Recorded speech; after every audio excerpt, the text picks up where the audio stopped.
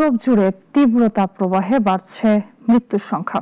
এক সপ্তাহে স্বাভাবিক সময়ের তুলনায় 16,000-এর বেশি অতিরিক্ত প্রাণহানির তথ্য সামনে এসেছে। ফ্রান্স, বেলজিয়াম ও জার্মানি সহ উত্তর ইউরোপের দেশগুলোতে পরিস্থিতি সবচেয়ে ভয়াবহ। এর মধ্যেই নতুন করে তাপপ্রবাহের পূর্বাভাস দিয়েছে আবহাওয়া দপ্তরগুলো। ইউরোপ জুড়ে তীব্র দাবদাহ এখন শুধু অস্বস্তির কারণ নয়, বরং বড় ধরনের জনস্বাস্থ্য সংকটে পরিণত হয়েছে। এক সপ্তাহের তীব্র তাপপ্রবাহে স্বাভাবিক সময়ের তুলনায় 16,000-এর বেশি অতিরিক্ত মানুষের মৃত্যু হয়েছে বলে উঠে এসেছে ইউরোপীয় মৃত্যুহার পর্যবেক্ষণ নেটওয়ার্কের তথ্যে। জুন মাসে ইউরোপের বিভিন্ন দেশে অস্বাভাবিক হারে বেড়ে যায় তাপমাত্রা।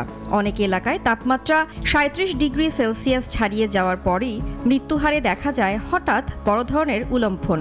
সবচেয়ে বেশি প্রাণহানির ঘটনা ঘটেছে ফ্রান্স, বেলজিয়াম ও জার্মানির মতো উত্তর ইউরোপীয় দেশগুলোতে। বিশেষজ্ঞদের মতে এর একটি বড় কারণ হল উত্তর ইউরোপের অনেক দেশের মানুষ এমন উচ্চ তাপমাত্রার সঙ্গে অভ্যস্ত নন। দক্ষিণ ইউরোপের দেশগুলোতে দীর্ঘদিন ধরেই গরমের সঙ্গে মোকাবিলার বিভিন্ন ব্যবস্থা রয়েছে। কিন্তু উত্তর ইউরোপের অনেক অঞ্চলে পরিস্থিতি ভিন্ন। সেখানে দীর্ঘ সময় ধরে তীব্র গরম তুলনামূলকভাবে বিরল হওয়ায় অনেক বাড়িতেই শীতাতপ নিয়ন্ত্রণের ব্যবস্থা নেই। ফলে তাপমাত্রা দ্রুত বেড়ে গেলে বিশেষ করে বয়স্ক মানুষ, শিশু এবং শারীরিকভাবে দুর্বল ব্যক্তিরা বেশি ঝুঁকির মধ্যে পড়ছেন। তাপপ্রবাহের প্রভাব শুধু মানুষের মৃত্যুর মধ্যেই সীমাবদ্ধ নেই। টানা গরমে ইউরোপের গুরুত্বপূর্ণ নদীগুলোর পানির স্তর রেকর্ড পরিমাণে নেমে গেছে। একই সঙ্গে বিভিন্ন অঞ্চলে শুরু হয়েছে ভয়াবহ দাবানল।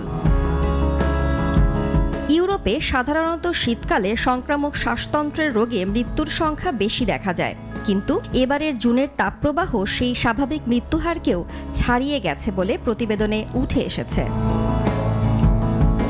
সবচেয়ে উদ্বেগের বিষয় হল পরিস্থিতি এখানেই থেমে নেই। ইউরোপের বিভিন্ন আবহাওয়া দফতর আবারও নতুন করে তীব্র তাপপ্রবাহের পূর্বাভাস দিয়েছে।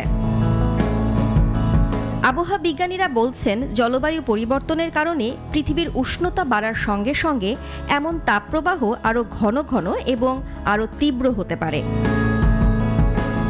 পূজাশ্রী ভদ্র, নাগরিক।